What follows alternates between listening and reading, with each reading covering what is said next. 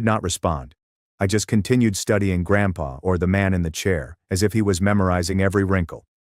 Roger, I repeated. That was when he leaned in. Get your bag. We're leaving. Act like nothing's wrong. I genuinely laughed. You're kidding. He didn't grin. His eyes did not move. Get your bag. What are you talking about?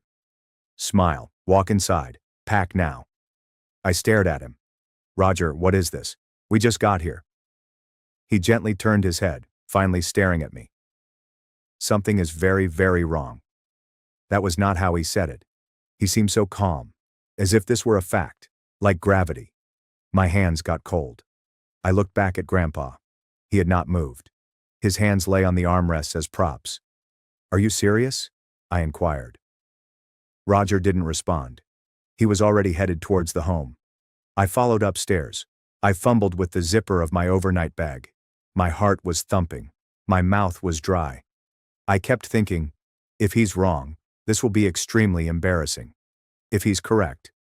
We exited the front entrance. Nobody stopped us. Nobody even looked up. Roger opened the passenger door for me like a gentleman in a spy movie. We both got inside. He locked the doors. Then he grasped the steering wheel and said, "That's not your grandfather." I used to think I was hallucinating the difference between how things turned out for me and my sister. Maybe I was overly sensitive. Maybe I was overdramatic. Perhaps I just enjoy finding reasons to feel left out. That's what I told myself for years, until Natalie turned 18 and everyone in the house pretended she was boarding the Titanic.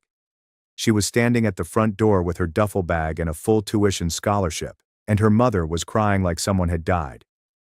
"You don't have to go," she repeatedly said. "We'll manage. Please just stay for a bit longer." Meanwhile, 2 years ago, when I turned 18, I received a suitcase and a nod. "It's time to grow up," Dad had remarked. "You're an adult now. Go build your life." No embraces, no tears, and no offers to help me pack.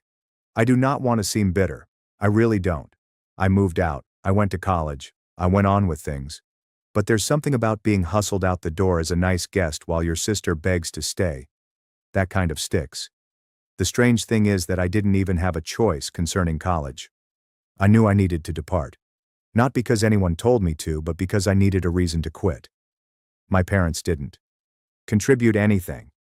I don't think they inquired what I was studying. It was Grandpa who assisted. Quietly.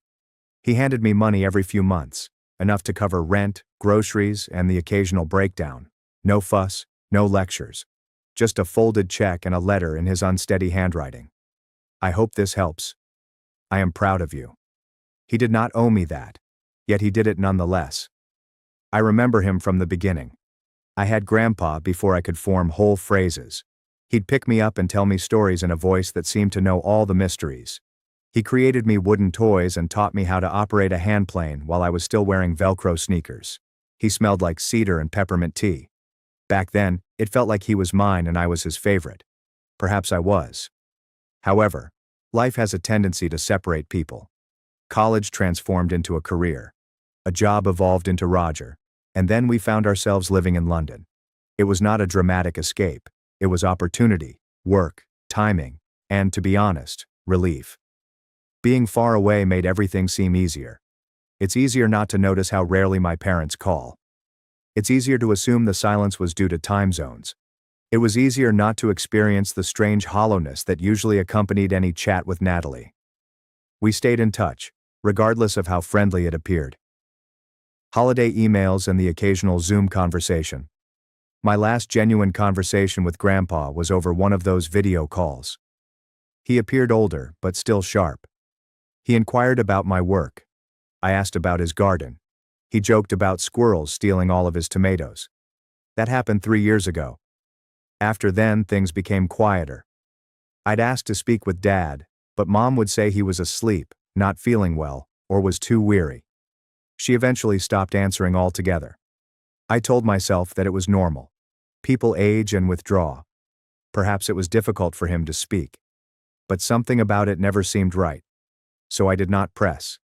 I had a life, a career, and a husband. I convinced myself it wasn't personal that I hadn't been cut out, but rather softly and graciously left behind. And then, there was the birthday invitation, or more accurately, permission. Mom had stated on the phone, "Come for his 90th."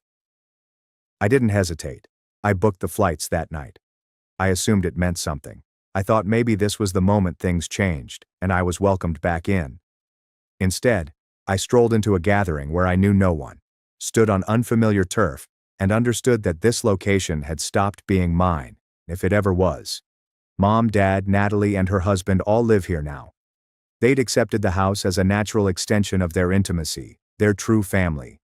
I was merely exploring the outside. I kept telling myself it was all in my imagination, that I was projecting and that I was acting dramatically again. But then Roger leaned in and said, "Get your bag."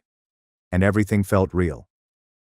We sat in the car as if we had just committed a crime or perhaps escaped from one. I could not identify the difference yet. Roger gripped the driving wheel as if he were expecting it to bite him. His knuckles were white. I was still frozen halfway through, buckling my seatbelt as if nothing was real unless I clicked it all the way. "What do you mean it's not him?" He did not glance at me. "I mean, it's not your grandfather." That's not." "What are you talking about?" "I'm serious," he said calmly, but not kindly. "That man in the wheelchair. That's not him." I looked at him as if he had stated the cake was made of uranium. "You think someone what? Put on a mask, like some Scooby-Doo villain?" "Not a mask. His ears are different." I blinked. "His ears?" Roger eventually looked at me. "You don't get it. I remember faces. Every detail. I have since I was a kid. I can sketch a person I saw once at a train station in 2009. I don't forget faces. Or ears. That's not your grandfather." My stomach suddenly turned to water. I did not want to laugh, heh. The unraveling, high-pitched, slipping off a cliff variety. I pushed my fingers to my face. My intellect attempted to reason its way through it. But what else might it be? Who else might it be? Roger gazed back at the house. "Your uncle." "What? Didn't you say he looked a lot like your grandfather when he was younger?" "I did. I had." "He did. But that happened years ago. Aside from my uncle, he was not present, was he? He hadn't attended the celebration. Hadn't said anything. Plus, oh my God," I whispered. "He was wearing eyeglasses, and a beard, probably makeup. It wasn't excessive, but just enough. And I'm telling you, those ears, different shapes, not even close." "Roger." "I know," he replied. "I know what I saw." I placed my forehead against the window. My breath clouded the glass. My heart was rattling as if it was about to punch a hole in my ribcage. I did not want to believe him. I wanted to return to when this was simply a strange gathering, and I was the unwelcome guest, disappointed daughter, or out-of-town stranger. That version of reality seemed very safe. Now, then. "Where is he?" Roger didn't respond. "Where is he?" I felt the question pass through me like a fever. "Where is Grandpa?" Suddenly, everything shifted. Those embarrassing toasts. The crying. The guest list is half empty. No one allowed me to come close to him. He was always silent. The way they shut me down whenever I attempted. "I haven't talked to him in 3 years," I admitted aloud. Roger looked at me. "What?" I swallowed. 3 years. The last time was over Zoom. He looked tired. Then Mom said he was too sick to talk.